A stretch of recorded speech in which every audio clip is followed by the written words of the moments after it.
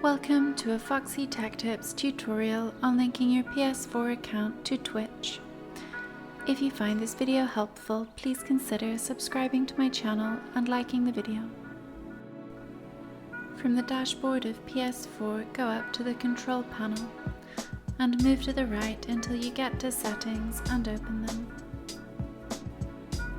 In Settings, select Account Management. In Account Management, open Link with Other Services.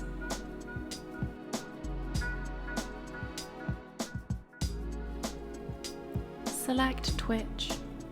Click the Link button.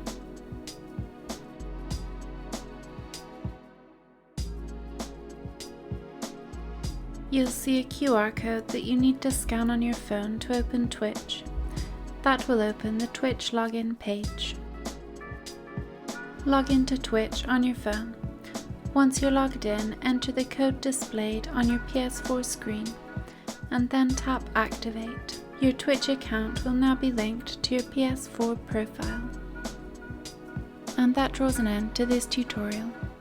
Please like the video if you found it helpful and subscribe to Foxy Tech Tips for more PlayStation tips and tricks.